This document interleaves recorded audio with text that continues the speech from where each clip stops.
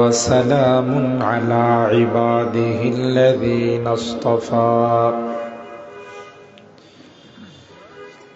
أما بعد فقد قال الله تبارك وتعالى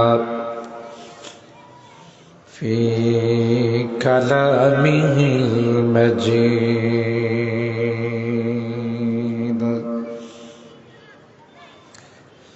وفي فرقانه الحميد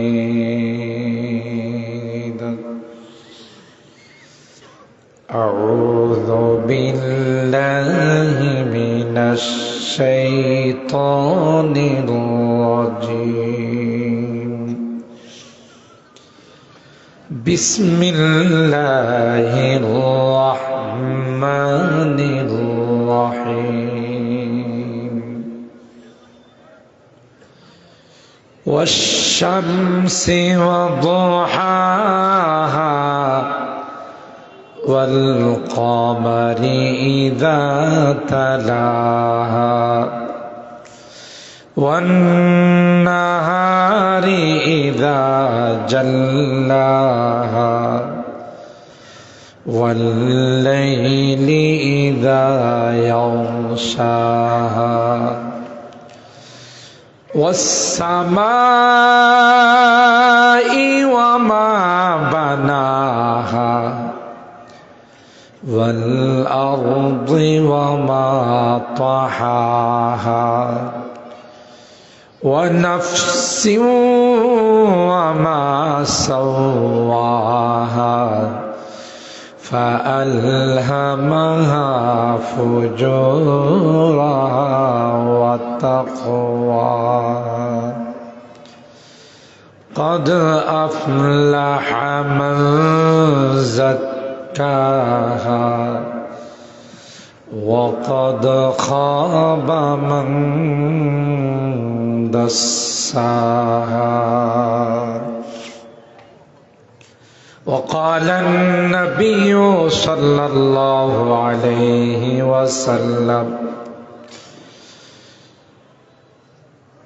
ألا وإن في الجسد لمضغة إذا صلحت صلح الجسد كله وإذا فسدت فسد الجسد كله ألا وهي القلب أو كما قال عليه الصلاة والسلام.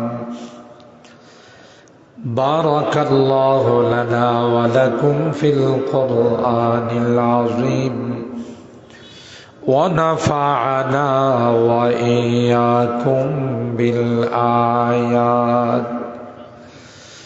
بالآيات والذكر الحكيم.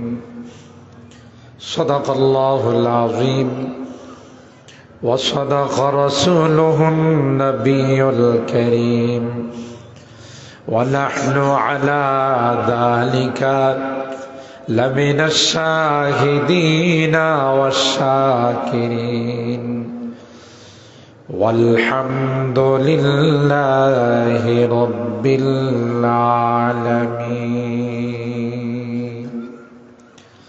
সকলে محبতের সাথে দুরূদ শরীফ পড়ুন। اللهم صل على محمد وعلى آل محمد كما صليت على إبراهيم وعلى آل إبراهيم إنك حميد مجيد. اللهم بارك على محمد وعلى آل محمد كما باركت على إبراهيم وعلى آل إبراهيم إنك حميد مجيد.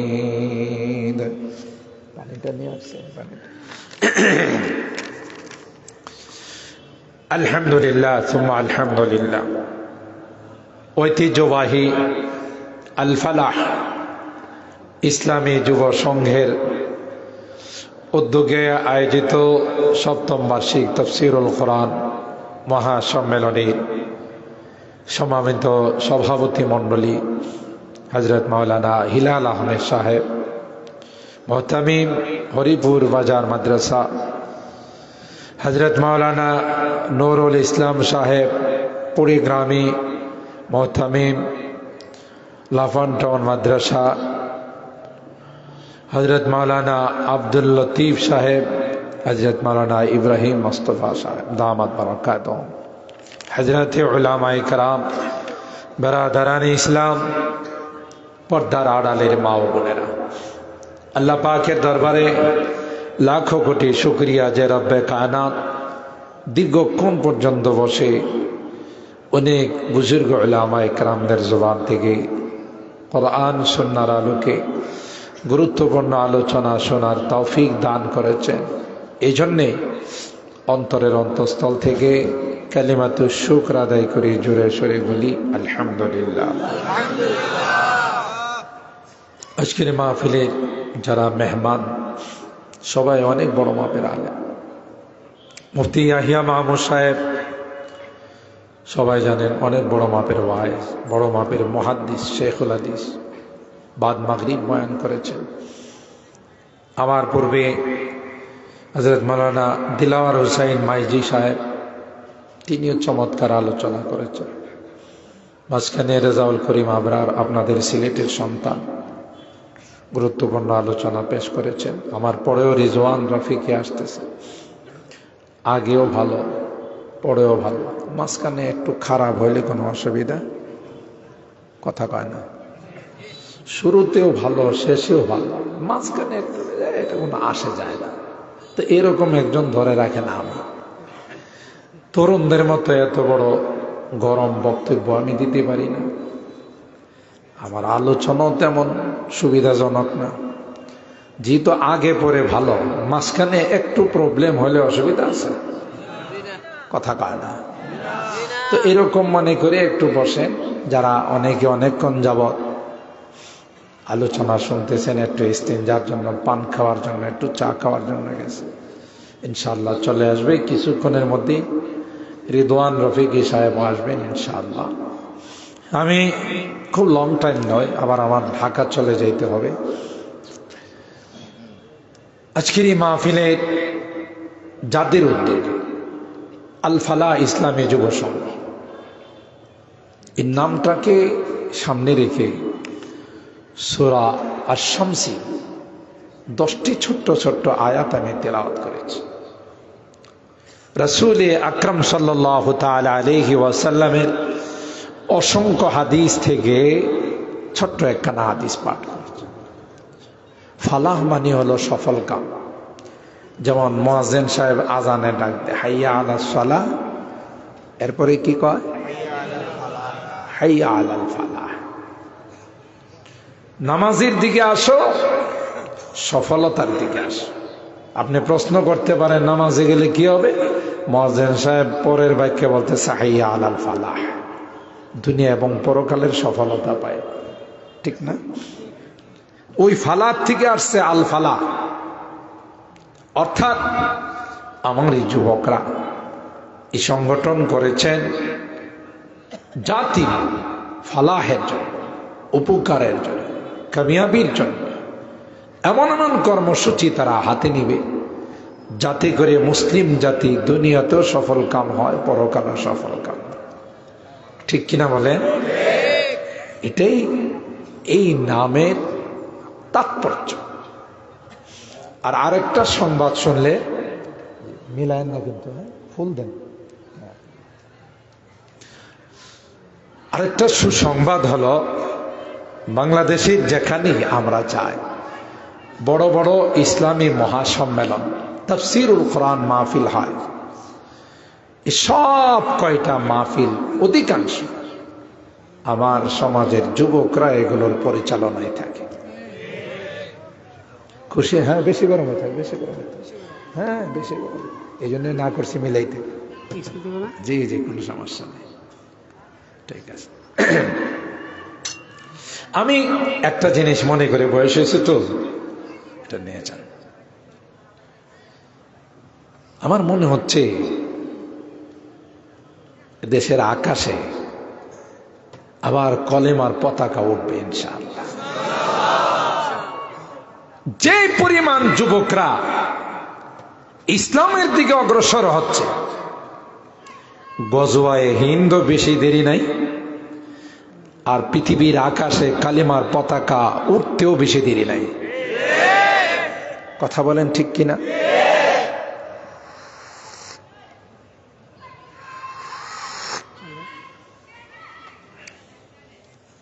আর যুবকরা কি না পারে, কথা কয় না। 15 দিনের আন্দোলনে 15 বছরের ক্ষমতা শেষ। কথা বলেন। এরা দেখিয়ে দিয়েছে আমরা ইচ্ছা করলে পথ পরিবর্তন করতে সময় লাগে না। এটাই হলো বাস্তবতা। আর এই জন্যই আল্লাহ কথা বলেন নাই, আল্লাহ নবী কথা বলেন না, অশাইখুন নাশআ ফি ইবাদ ওয়া শাবুন নাশআ ফি ইবাদাতিল্লাহ। যে যুবক তার যৌবনকালটা ইবাদতের মধ্যে কাটাবে, আল্লাহ বলেন হে নবী আপনি জানিয়ে দিন আরশে আজিমের নিচে আমি আল্লাহ তার জন্য ছায়ার ব্যবস্থা করে দেব। জোয়ানকালটা এত দামি আল্লাহর কাছে। তো শর্ত হলো যে জিনিসটা সফল কাম হওয়ার জন্য, আন্দোলনে সাকসেস হওয়ার জন্য, সফল কাম হওয়ার জন্য সর্বপ্রথম যে কাজটা করতে হবে সেটা হলো কলবটাকে ঠিক করতে হবে। কারণ এই দেহের কোনো মূল্য আল্লাহর কাছে নাই। এটা মাটির তৈরি দেহ, মাটির সাথে মিশে যাবে, তার খাবার খাদ্য সবগুলো মাটির সাথে সম্পৃক্ত। আসল দামি হলো আল্লাহর কাছে কলব, ঠিক না? রূহ, এই রূহের কোনো সম্পর্ক দুনিয়ার সাথে নাই। এটা আসছে আসমান থেকে, আল্লাহ থেকে। তার খোরাক, তার খাদ্য, এটা আসমানি খোরাক। এই জন্যই তো আল্লাহর হাবিবকে যখন কাফেররা জিজ্ঞাসা করেছিল, ওয়ায়াসআলুনাকা আনির রূহ, হে নবী আপনাকে তারা রূহ সম্পর্কে জিজ্ঞাসা করবে, আপনি ক্লিয়ারলি বলে দেন কুলির রূহু মিন আমরি রাব্বি। রূহ এটা আল্লাহর একটি অর্ডার। অর্ডার দিলে বডিতে ঢুকে, আবার অর্ডার দিলে বডির থেকে বের হয়ে চলে যায়। দেহের খোরাক যেমন দুনিয়ার আসবাব, দুনিয়ার খাদ্য, দুনিয়াতে যেগুলো উৎপাদিত হয়, ঠিক তদ্রূপ রূহের খোরাক আসমানি কিতাবে যা আছে, কোরআন এবং সুন্নায় যা আছে, সেগুলো হলো রূহের খোরাক। সুবহানাল্লাহ। আর এই রূহ নামক, আত্মা নামক দৌলত আল্লাহ পৃথিবীর কোন সৃষ্টিকে দেন নাই। সুবহানাল্লাহ। কতরায়ে দিল রায়কে গওহর ফকদ, কতরায়ে দিল রায়কে গওহর ফকদ, को बदरिया गो गर्दो हानदात। আল্লামা মুসনবী রাহিমাহুল্লাহ তিনি বলেন, না না, সমুদ্রকে দেওয়া হয় না গাই, পাহাড় পর্বতকে দেওয়া হয় না গাই, আসমান আর জমিনকে দেওয়া হয় নাই। 3.5 হাত বডির মালিক মানব জাতিকে আল্লাহ রূহ নামক দৌলত দিয়েছেন। রূহটা যদি ভালো হয়ে যায়, রূহটা যদি নেককার হয়ে যায়, গোটা বডিটা নেককার হয়ে যাবে। কারণ দেহটা হলো ছোটখাটো একটি রাষ্ট্র। রাষ্ট্রের প্রধান যারা হয় এরা যদি নেককার হয়ে যায়, এরা যদি দিনদার হয়ে যায়, রাষ্ট্রের বাকি নাগরিকরা কোনোদিন বদ্দিন হতে পারে না। আল্লামা শেখ সাদী কয়, যদি রাষ্ট্রের প্রধান ডিম চুরি করে, প্রজারা মুরগি চুরি করবে, ঠিক না? কখনো কখনো কোনো কোনো হক কথা অনিচ্ছাকৃত ভাবে বাইর হয়ে যায়। হক কথা কথা কয় না। हकीकत चुप नहीं सकती बनावट की वसूलों से कि खुशबू आ नहीं सकती कागजों की फूलों से। বানামটি করে টাল বাহানা করে বাস্তব জিনিস লুকানো যায় না, কখনো কখনো বের হয়ে যায়। আমাদের দেশের সাবেক প্রধানমন্ত্রী এক সময় সমাবেশে বইলাই ফেলাইছে যে আমার পেউনরা যদি এত দুর্নীতি করে, আমলারা কি পরিমাণ দুর্নীতি করছে। বলছে না? বলছে না? কেউ আবার রাজনৈতিক ভাবে নিয়েন না, যে বাস্তব কথা যে অনেক সময় মুখ দিয়ে বের হয়। কথা বলেন ঠিক কিনা? ওনার বাবা যখন ক্ষমতায় ছিল বঙ্গবন্ধু শেখ মুজিবুর রহমান, একটা পর্যায়ে আফসোস করে বলছিলেন, মানুষ দেশ স্বাধীন করে স্বর্ণের খনি পায়, তেলের খনি পায়, আরো দামি দামি জিনিস পায়, আর আমি দেশ স্বাধীন করে চোরের খনি পাইছি। বলছে না? এমন চোরাদের উৎপাত, আমার ভাগের কম্বলটা পর্যন্ত চোরারা হয়ে গেছে গা। কথা কয় না? সাবেক প্রধানমন্ত্রীর মুখ দিয়ে আরেকটা বাক্য বেরিয়েছিল, নিজে বলেন, ইন্ডিয়াতে যাওয়ার পর কে বা কারা জিজ্ঞাসা করছে তারা বেটা কা ক্যা নাম হ্যায়, যে তোমার ছেলের নাম কি?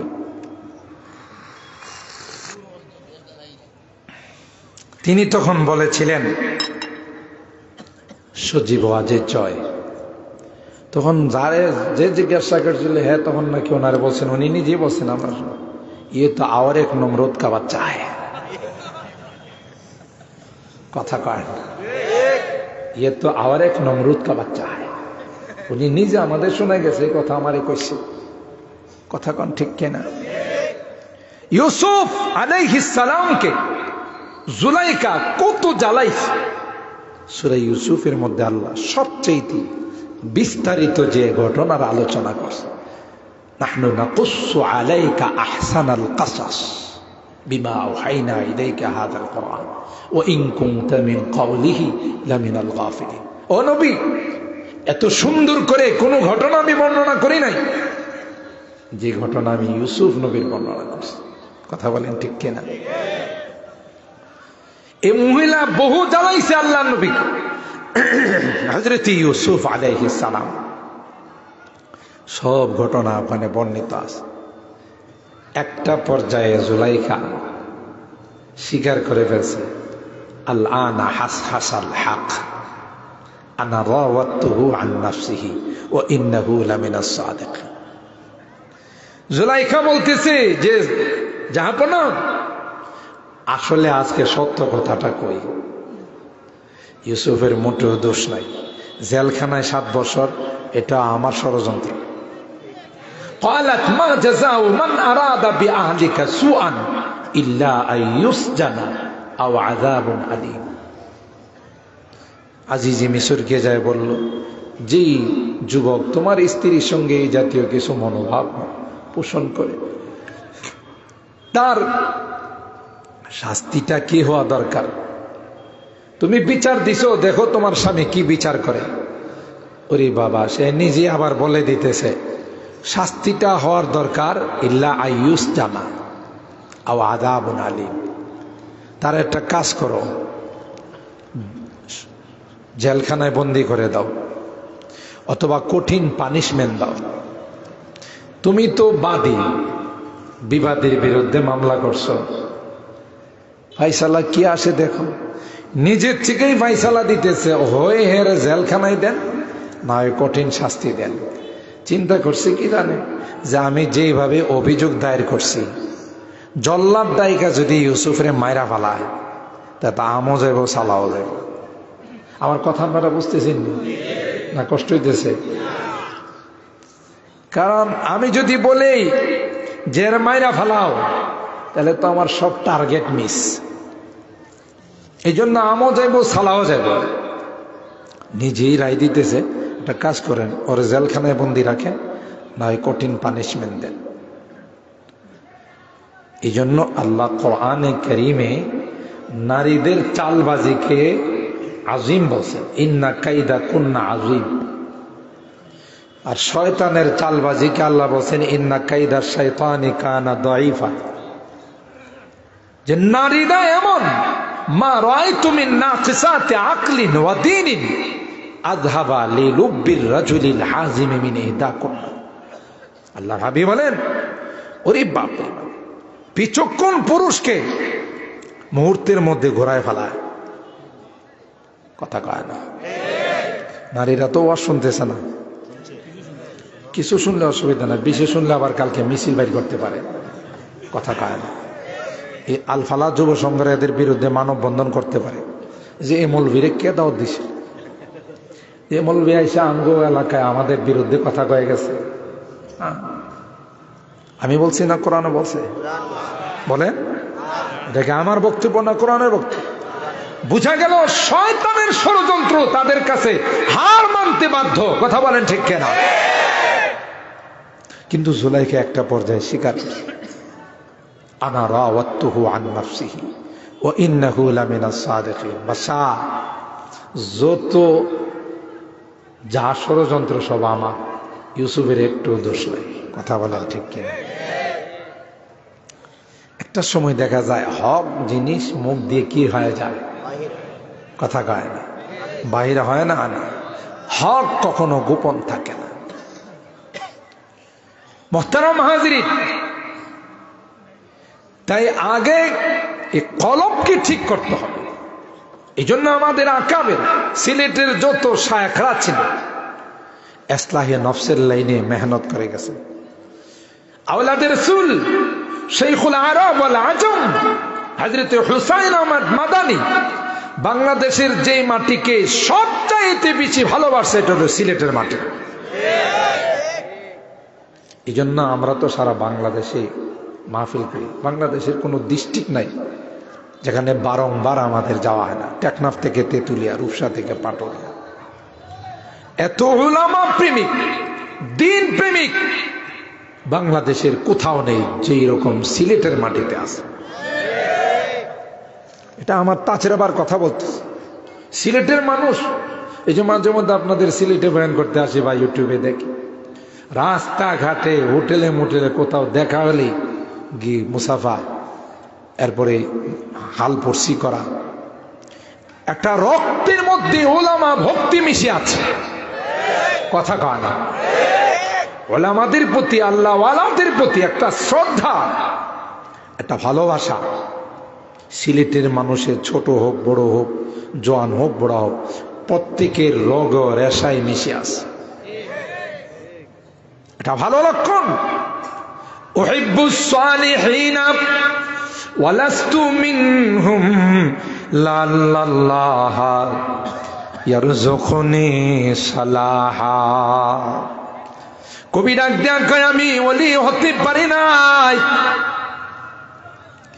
ওলির মর্যাদায় পৌঁছতে পারি নাই, কিন্তু আল্লাহর ওলিদেরকে আমি ভালোবাসি। সুবহানাল্লাহ।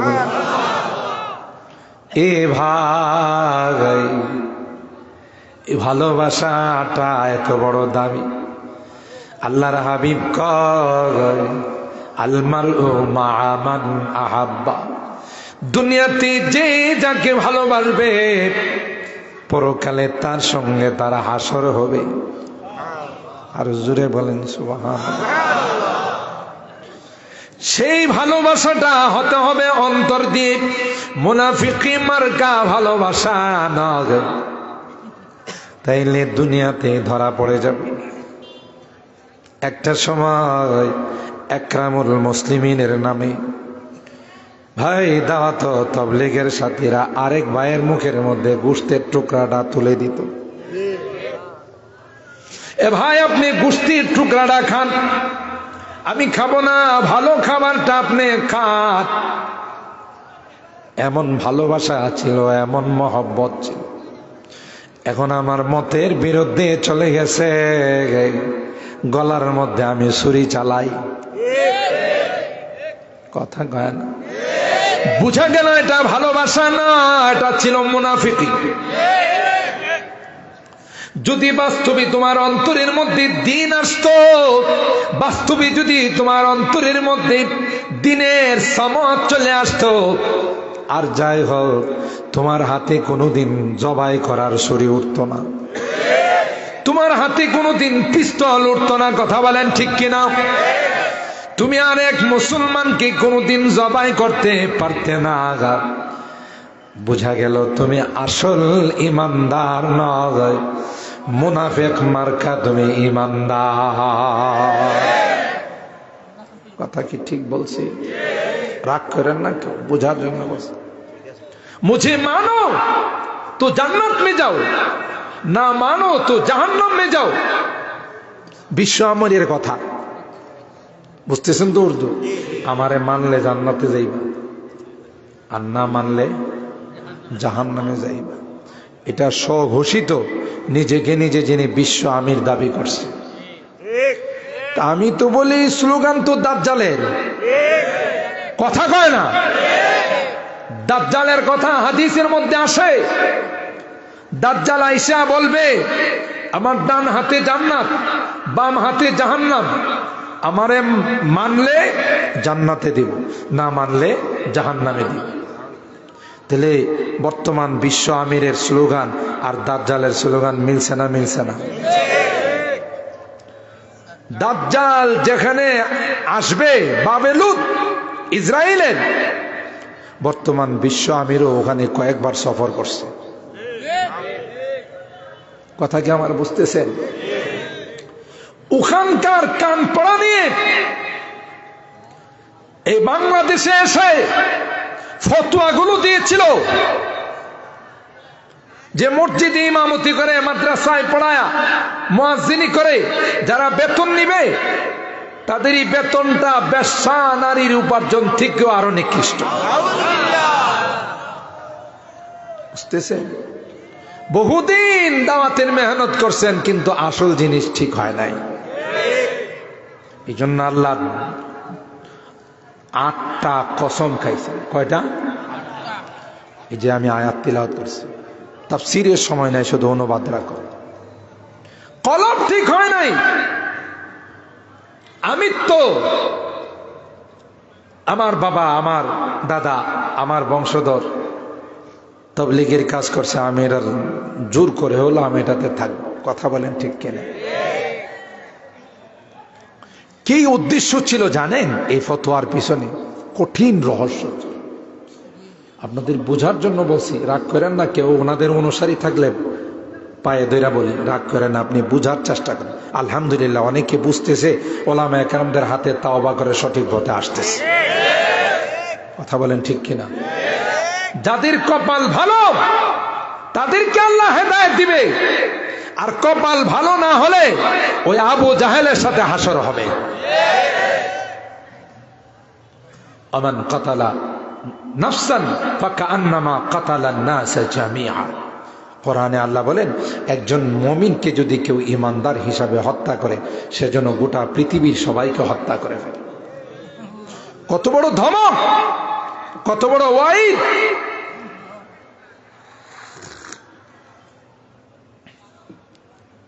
এর উদ্দেশ্য ছিল দুর্বিষণ। এই ফতোয়া যখন দিছিলেন বিশ্ব আমিরে যে মসজিদে ইমামতি করে টাকা নেওয়া হারাম, মুয়াজ্জিনি করে নেওয়া হারাম, মাদ্রাসায় পড়ায় নেওয়া হারাম, তার উদ্দেশ্য ছিল যারা মাদ্রাসায় তার সন্তানদেরকে ভর্তি করে, এরা তখন চিন্তা করবে এই ছেলেটারে মাদ্রাসায় পড়ায় লাভ কি, তার ভবিষ্যৎ তো অন্ধকার। কারণ মাদ্রাসায় যারা পড়ায় অভিভাবকদেরও একটা নিয়ত থাকে যে আমার এই ছেলেটারে আল্লাহর নামে ওয়াকফ করে দিয়ে দিলাম। মসজিদের খেদমত করবে, মাদ্রাসার খেদমত করবে, দিনের খেদমত করবে, ঠিক না? কিন্তু হাজার হলেও তো মানুষ, তারও তো বউ বাল বাচ্চা সংসার আছে, আছে না নেই? সে যদি ওখান থেকেও কিছু নিতে না পারে, ওখান থেকে কিছু নেওয়াও যদি হারাম হয়, বেশ্যা নারীর উপার্জন থেকে নিকৃষ্ট হয়, তাহলে তার ওখানে ওই মাদ্রাসার লাইনে পড়ায় জীবন নষ্ট করে লাভ। ব্যবসা বাণিজ্য শেখাও, জেনারেল লাইনে পড়াও, এই বলে সন্তানদেরকে কেউ মাদ্রাসায় দিবে না।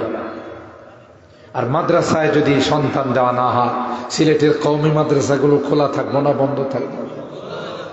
কথা কয় না। ছাত্র যদি না থাকে, বিশাল বিল্ডিং দিয়ে আপনার কি লাভ? আর অভিভাবকরা আপনার সন্তান দিবে না যে আমার সন্তানের ভবিষ্যৎ অন্ধকার। অটো সিস্টেম কওমি মাদ্রাসা বন্ধ হয়ে যাবে। আর গোটা বিশ্বে সমস্ত বিজাতিরা এখন জানে যে আমাদের প্রকৃত শত্রু থাকলে, আমাদের প্রকৃত এন্টি থাকলে, দেওবন্দের অনুসারী যারা আছে, কওমি মাদ্রাসার অনুসারী যারা আছে, এরাই আমাদের শত্রু। কথা বলেন ঠিক কিনা? এই জন্যে এই কৌশলটা অবলম্বন করছে। আল্লাহ কয় তোর আসল ঘুমর আমি ফাঁক করে দিব। কওমি মাদ্রাসা বন্ধ করে দিবে, কোরআনের মাদ্রাসা বন্ধ করে দিবে, যে মাদ্রাসা আমি আল্লাহ তার দায়িত্ব নিয়েছি। আল্লাহু আকবার। এই সুযোগ আমি আল্লাহ দেব না। কথা বলেন ঠিক কিনা?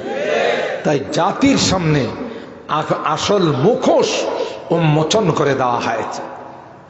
এখন এই মুনাফিক মার্কা যারা আছে, লিবাস লাগায়, কিন্তু আসলে এরা দিনের দায়ী নয়। কথা বলেন ঠিক কিনা? দিনের দায়ীদের হাতে অস্ত্র উঠতে পারে না। কথা বলেন ঠিক কিনা? ঘুমন্ত নিরহ মানুষকে জবাই করতে পারে না।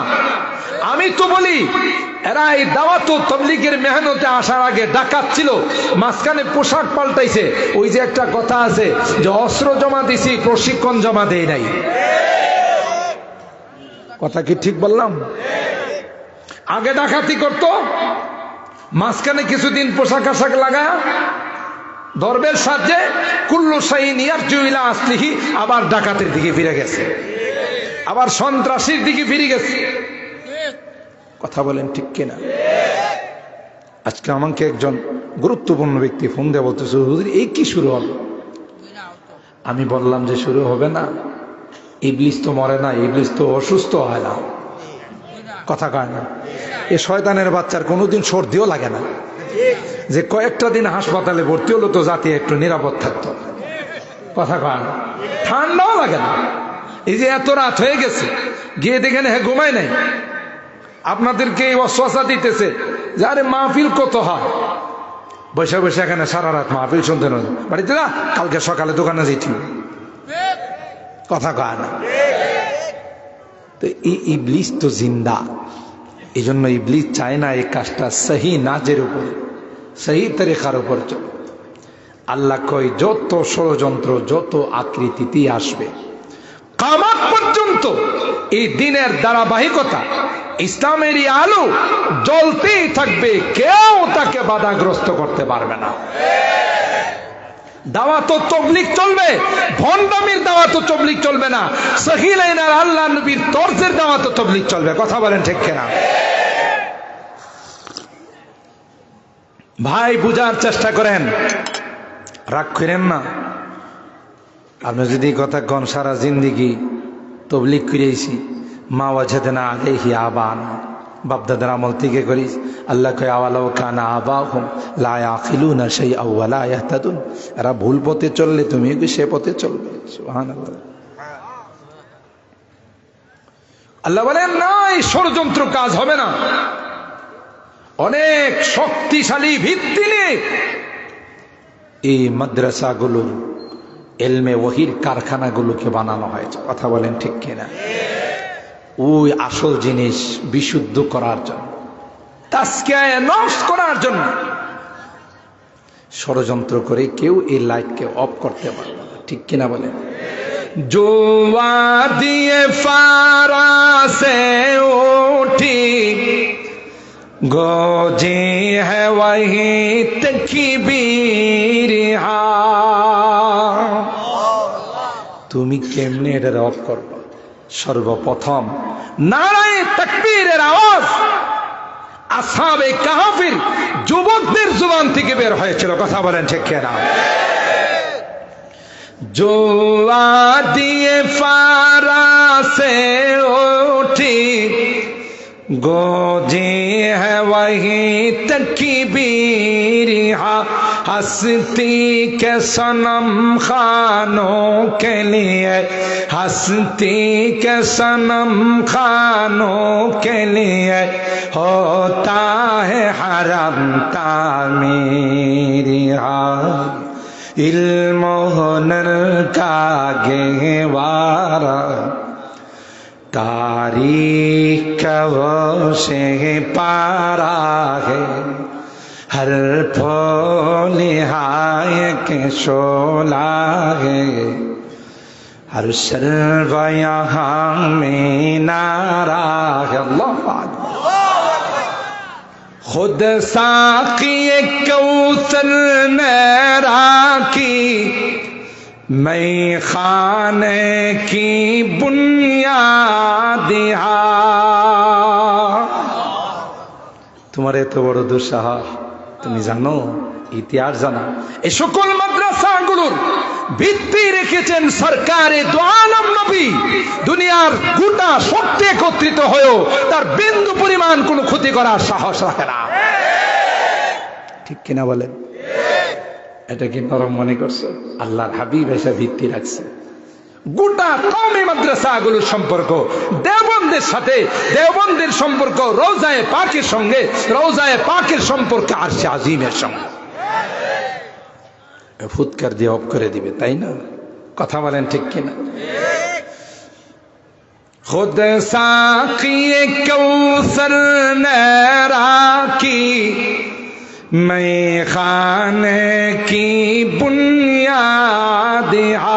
तारीख मुरातब करती है, तारीख मुरातब करती है, दीवानों की रहोदादिहा।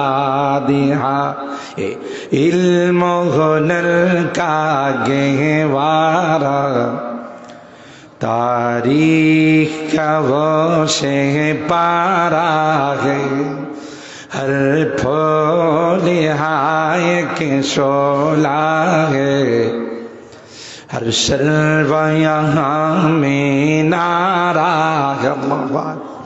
আর কি করে পারবে? আমাদের বুজুর্গানে দিন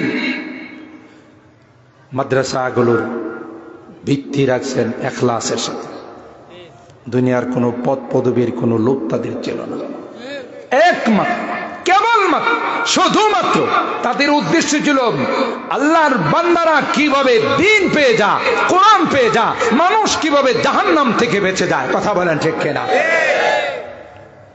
আর যে জিনিসের ভিত্তি ইখলাসের উপর হয়, গোটা পৃথিবী তার কিছু করতে পারে না।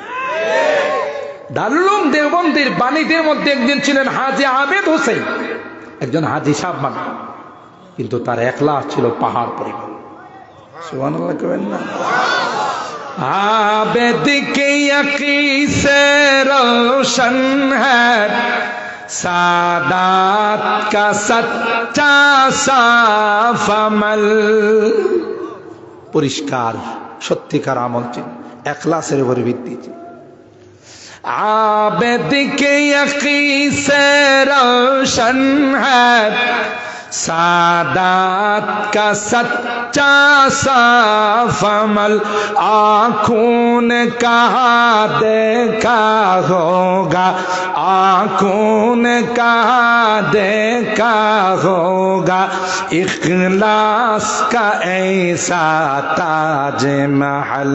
ये इल्म हुनर का गहवारा तारीख का वो से पारा है, हर फूल हाय के शोला है, हर शर्व यहाँ में नारा है। अल्लाह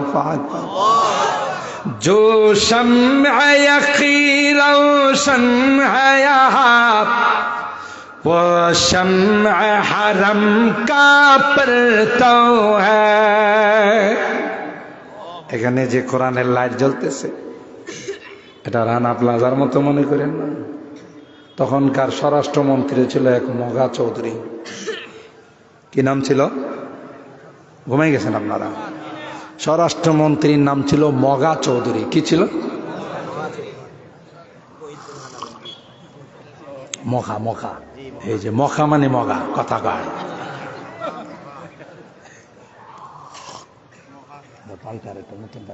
গরম পানি। রানা প্লাজা যখন ধসে গেল, ভেঙে গেল, এ মগায় সাংবাদিকরে কয়েকটা ফোলা মাইনে এসে ধাক্কা দিয়েছে, এটা পড়ে গেছে। তাহলে বুঝেন এর মাথার মধ্যে কি কিরা লাগছে, কথা কয়। তুমি কি মনে করছো কওমি মাদ্রাসাগুলো রানা প্লাজা কয়েকজন ধাক্কা দিয়ে ফেলে দিছে? আল্লাহর কসম, গোটা বিশ্বের সকল শক্তি একত্রিত হয়ে কোরআনের মাদ্রাসার বিরুদ্ধে যদি ষড়যন্ত্র করে, আল্লাহ বলেন এই কোরআনের মাদ্রাসা আমি প্রতিষ্ঠিত করেছি, কিয়ামত পর্যন্ত কেউ কোরআনের মাদ্রাসাগুলোকে স্তব্ধ করতে পারবে না, বরং দিন দিন বাড়তেই থাকে। একটা সময় কোরআনের মাদ্রাসাগুলোকে ব্যাঙ্গের ছাতা বলা হতো, আপনারা শুনেন নাই মনে? জঙ্গিবাদ প্রজনন কেন্দ্র বলা হতো, সন্ত্রাসীদের আস্তানা বলা হতো। যদিও এরকমের শব্দ আর বাংলাদেশে দ্বিতীয়বার বলার কেউ সাহস পাবে না, কথা বলেন ঠিক কিনা? আলেম ওলামাদেরকে রাজাকার বলা হতো, স্বাধীনতা বিরোধী বলা হতো, কথা বলেন ঠিক কিনা? অথচ স্বাধীনতার গোড়ায় যারা রক্ত ঢালছেন এরা আলেম ওলামা, কথা বলেন ঠিক কিনা? আমাদের দেওবন্দির ওলামায়ে কেরাম যদি ইংরেজদের বিরুদ্ধে যুদ্ধের আর জিহাদের ঘোষণা না দিতে, তাহলে 200 বছর ইংরেজ বেনিয়ারা ভারত উপমহাদেশ স্বাধীন করেছিল, শাসন করেছিল, শোষণ করেছিল, তাদের হাত থেকে আমরা রক্ষা পাইতাম। আর ইংরেজদের শোষণ থেকে ভারত উপমহাদেশকে স্বাধীন করার পরেই পাকিস্তান স্বাধীন হয়েছে। পাকিস্তান হয়েছে বলে পূর্ব পাকিস্তান আর পশ্চিম পাকিস্তান হয়েছে, কথা বলেন ঠিক কিনা? আর পূর্ব পাকিস্তান হয়েছে বলে স্বাধীন বাংলাদেশ হয়েছে। আপনি গোড়া বাদ দিয়ে আগা দিয়ে ইতিহাস পড়লে হবে না।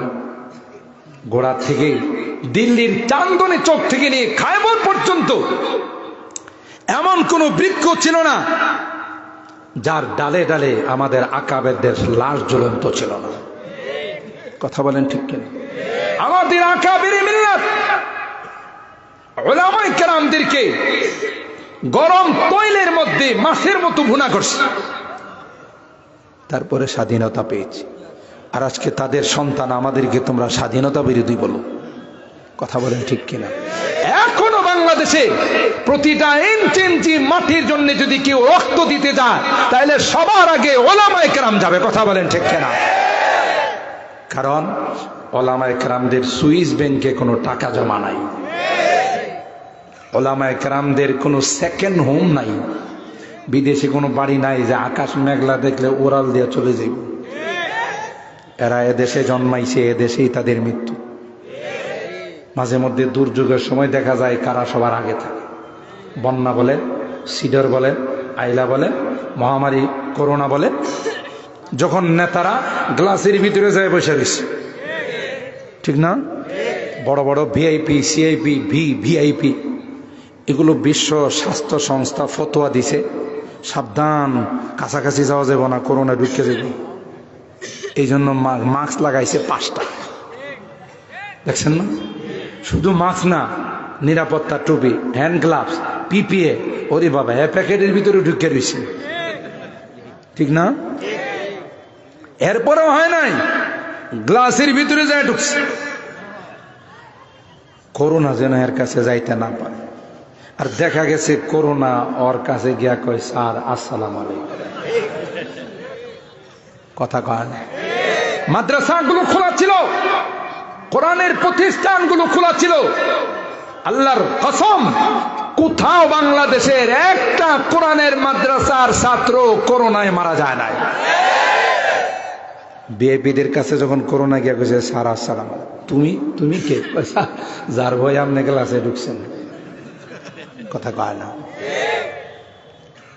তো তুমি আমার এখানে ক্লাসে ঢুকলাম আসলা কেমন? কই স্যার আমার তো বেশি জায়গা লাগে না, আপনি স্ক্রু ফিট করছেন না গ্লাস লাগানোর জন্য, এই ছিদ্র দিয়ে আমি ঢুকে গেছি, কথা কয় না। এটাতে আমি ঢুকে গেছি স্যার। মাদ্রাসায় যাইতে পারিস না? মাদ্রাসার ফলাফল না, ডিস্টেন্সের বালাই নাই, দূরত্বের কোনো বালাই না। আর বাচ্চাদের অভ্যাস হলো একদিক দিয়ে শুইলে গড়াইতে গড়াইতে 0.5 কিলোমিটার যায়, কথা কয় না। ওদের কাছে কি ডিস্টেন্স আছে? নিরাপত্তার কোনো বালাই আছে? ওখানে যাইতে পারিস না? কয় স্যার সরি, ওখানে মাদ্রাসার গেটের মধ্যে লেখা আছে প্রবেশ নিষেধ। কি লেখা আছে? কই স্যার যাইতে পারি। বস্তিতে যাইতে পারিস না? একটা রুমে 10টা থাকে।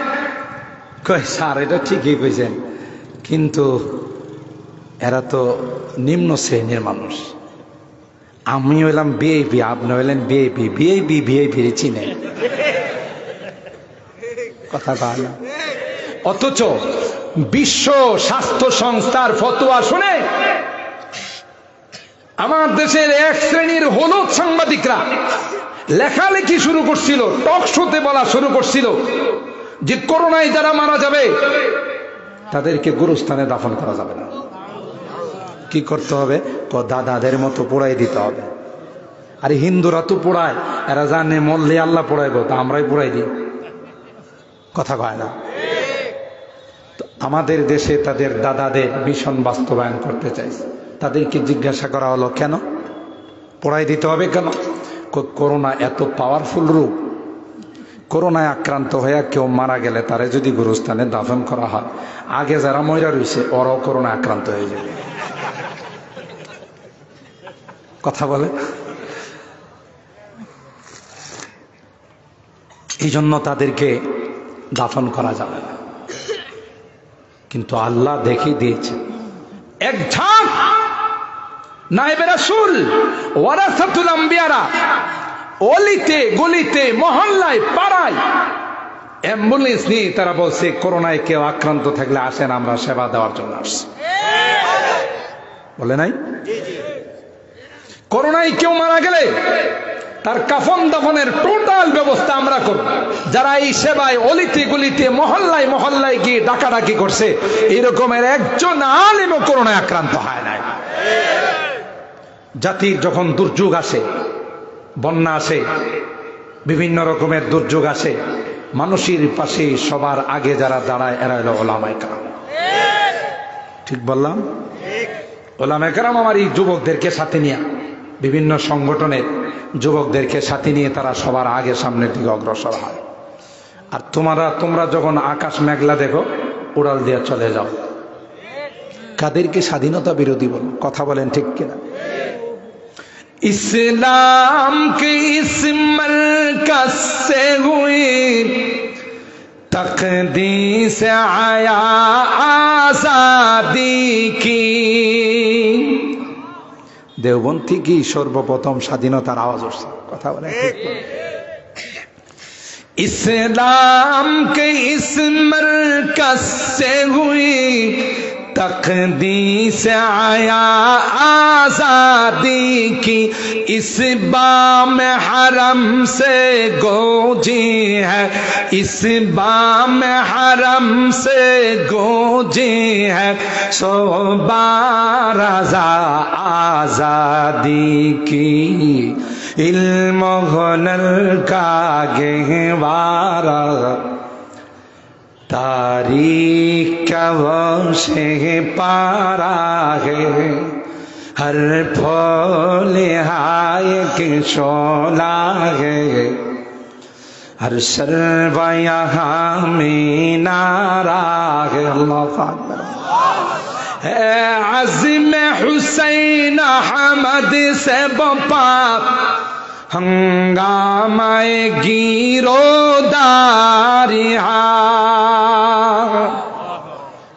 আপনাদের কষ্ট দিতেছি বেশি।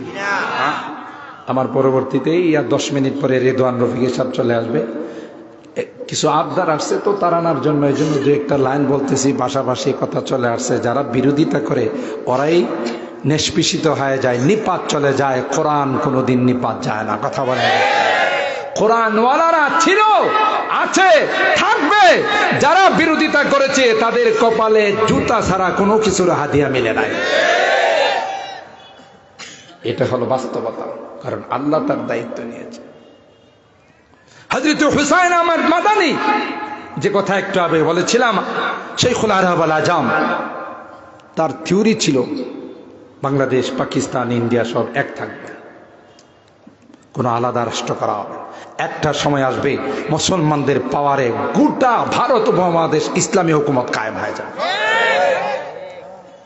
সেই থিওরি ছিল এটা। এখানে বলছেন, হে আযম হুসাইন আহমদ সে বাপ हंगामाए गिरोदारी आप शाखों की लचक बन जाती है, शाखों की लचक बन जाती है, बातिल के लिए गए तलवार आए, इल्म हुनर का गहवारा तारीख कब से पारा है, हर फूल हाय के शोला है, हर शर्वा यहाँ मीनारा है, ये एक सनम खाना है जहाँ महमूद बहुत तैयार हुए। এক মাহমুদ না, হাজার হাজার শেখুল মাহমুদুল হাসান দেওবন্দ উপহার দিয়েছে। কথা বলেন ঠিক কিনা? আজকে গোটা বিশ্ব দেওবন্দের আওলাদ ফরজন যেখানে আছে সেখানে কোনো বাতিল মাথা চাড়া দিয়ে উঠতে পারে না। কথা বলেন ঠিক কিনা? शाखों की लचक बन जाती है, शाखों की लचक बन जाती है, बातिल के लिए गई तलवार आई, इल्म हुनर का गहवारा, तारीख कब से पारा है, हर फूल हाय के शोला है, हर शर्वा यहाँ मीनारा है, इमदाद रशीद अशरफ का। अल्लाहु আকবার বলে। এরা আমাদের আকাবের সৈয়দুত তায়েফা হাজী ইমদাদুল্লাহ মুহাজির মক্কি রাহমাতুল্লাহ, ফকিহুন নফস হযরত রশিদ আহমদ গঙ্গোহী রাহমাতুল্লাহ, হাকিমুল উম্মত মুজাদ্দিদ মিল্লাত শাহ আশরাফ আলী থানভী রাহমাতুল্লাহ আলাইহি। কথা বলেন ঠিক কিনা? ইমদাদ রশিদ আশরাফ কা ये कुलजुम इरफा फैलेगा।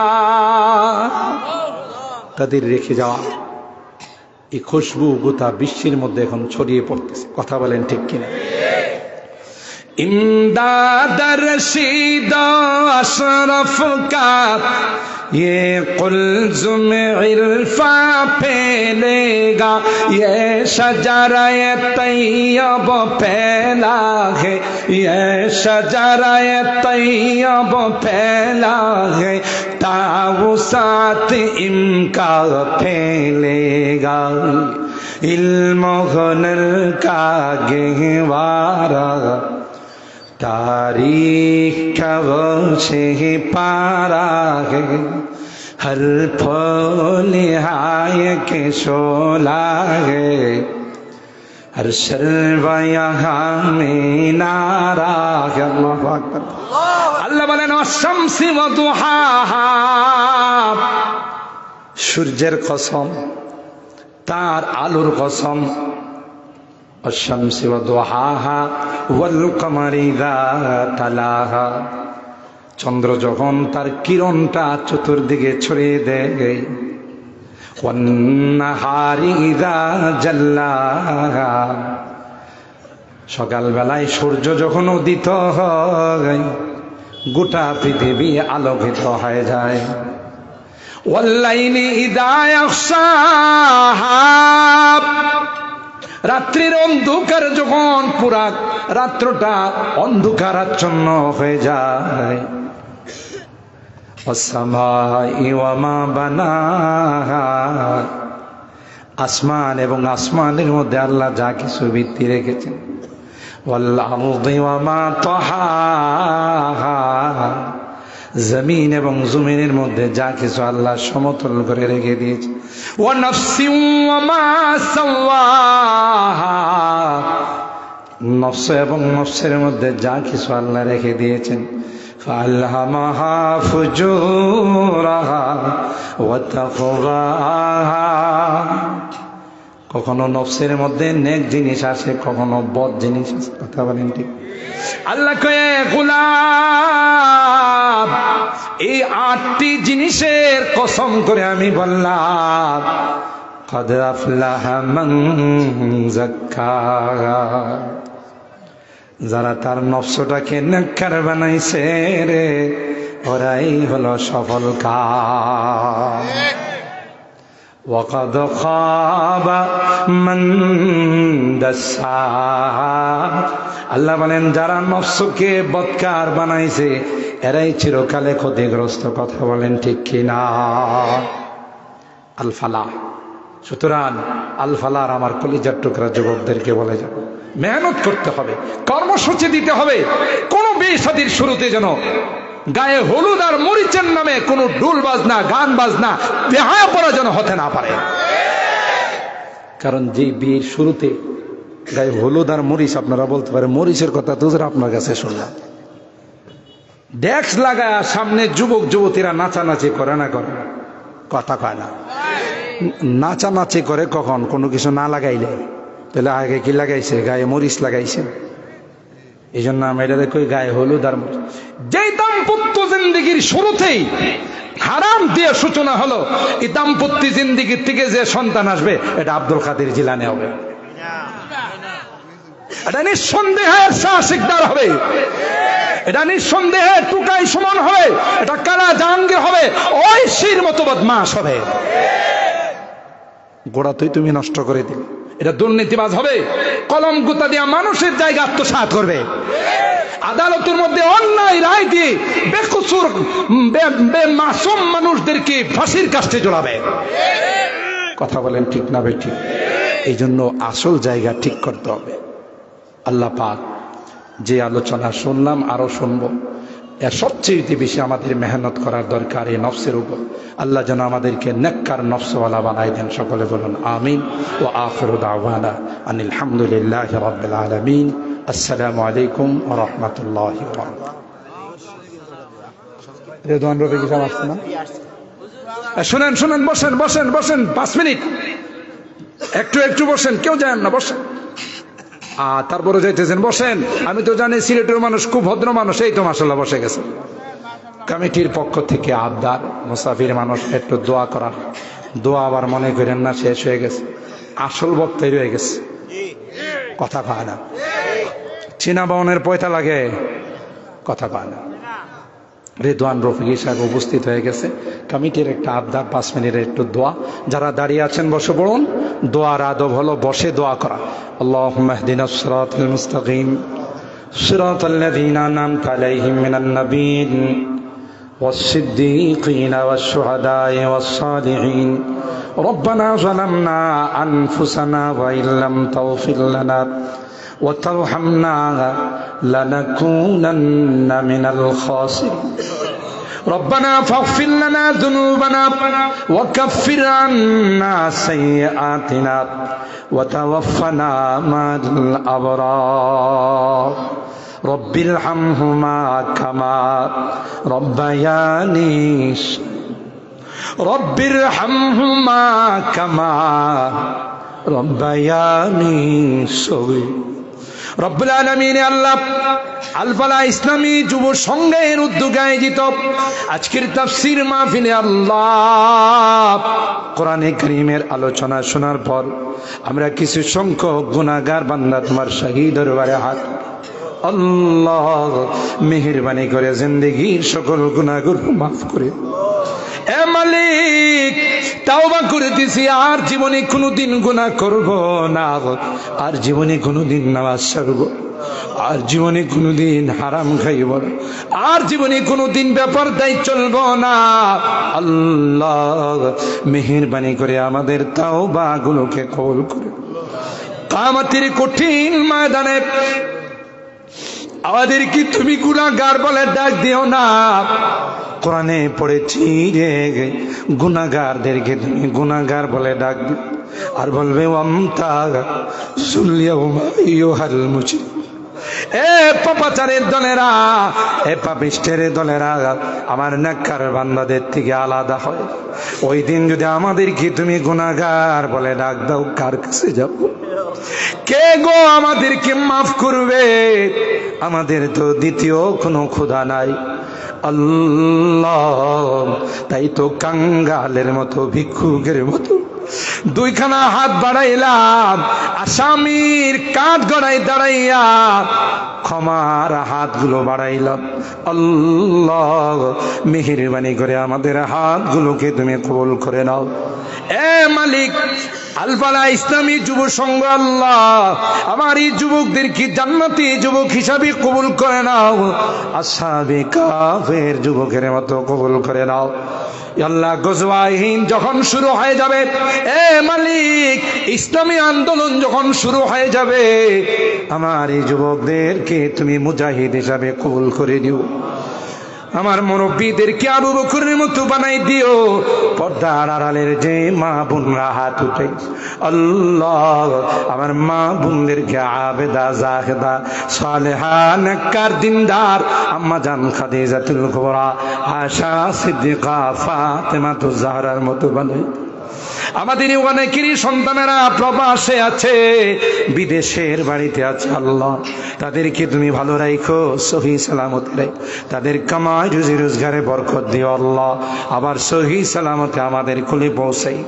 আজকের এই মাহফিলের জন্য যারাই যেভাবে সহযোগিতা করেছেন আল্লাহ, তাদের দানগুলোকে তুমি কবুল করে নাও। কিয়ামতের কঠিন ময়দানে এই দানগুলোকে নাজাতের ওসিলা বানাই দিও আল্লাহ। আমাদের রোগীদেরকে পরিপূর্ণ শিফা নসিব করে দাও আল্লাহ। অভাবীদের অভাবকে দূর করে দাও, পেরেশানিওয়ালাদের পেরেশানিকে দূর করে দাও, মুসিবত জাদাদেরকে মুসিবত থেকে উদ্ধার করে দাও ইয়া রাব্বাল আলামিন। আল্লাহ আজকের মোনাজাতে বারবার মা বাবার কথা মনে, জানি না কার মা নাই, কার বাবা নাই রে আল্লাহ। যে মা বাবার চেহারার দিকে তাকাইলে কবুল হাজির সব ঘুরে যায়, ওই মায়াবী চেহারা গুলো আর আজকের মোনাজাতে বারবার মা বাবার মায়াবী চেহারা গুলো চোখের সামনে ভাসতেছে। কত আদর, স্নেহ, মায়া, মমতা, সোহাগ দিয়ে আল্লাহ আমাদের কি বড় করে জায়গা তুমি দিয়ে আল্লাহ। অন্ধকার কবরের মধ্যে এতিমের মতো শুয়ে আছে, কতবার কবরের পাশে গিয়ে মা মা মা মা বলে চিৎকার করি, কোনো জবাব দেয় না। এটা কেমন জগৎ রে, যে জগতে চলে গেলে আর কোনোদিন কথা, আর কোনোদিন দেখা দেয়। আল্লাহ তোমার কাছে ফরিয়াদ, তোমার কাছে আল্লাহ ক্ষমা চাই, মাপ চাই। গুনার কারণে যদি আমাদের মা বাবা জাহান্নামের আসামি হয়ে থাকে আল্লাহ মেহেরবানি করে তাদেরকে মাফ করে দাও আল্লাহ। তাদের কবরগুলো জান্নাতের বাগান বানায় দাও। অত্র এলাকার যত মুরব্বীরা কবরে শুয়ে আছেন আল্লাহ, তাদের কবরগুলো জান্নাতের টুকরা বানায় দাও আল্লাহ। যারা বেঁচে আছেন তাদের হায়াতে বরকত নসিব করে দাও আল্লাহ। এই তাফসীর মাহফিল কি কবুল করে নাও, কিয়ামত পর্যন্ত এই তাফসীর মাহফিলকে জারি করে দাও আল্লাহ। আমি যদিও গুনাহগার, অনেক আলেম ওলামাদেরকে নিয়ে হাত উঠি, অনেক সাদা দাড়িওয়ালা মুরব্বীদেরকে নিয়ে হাত উঠাইছি আল্লাহ, আমার কলিজার টুকরা যুবকদেরকে নিয়ে হাত উঠাইছি আল্লাহ। আল্লাহ তোমার নবী কয় মুসাফিরের হাত নাকি তুমি ফেরত দাও, যাদের হাতখানা পছন্দ হয় সেই হাতের ওসিলায় আমাদের দোয়াগুলো কবুল করে নে।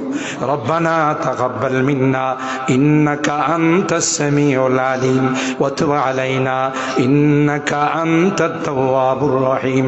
সুবহানা রাব্বিকা রাব্বিল ইজ্জাতি আম্মা ইয়াসিফুন ওয়া সালামুন আলাল মুরসালিন ওয়ালহামদুলিল্লাহি রাব্বিল আলামিন। আসসালামু আলাইকুম।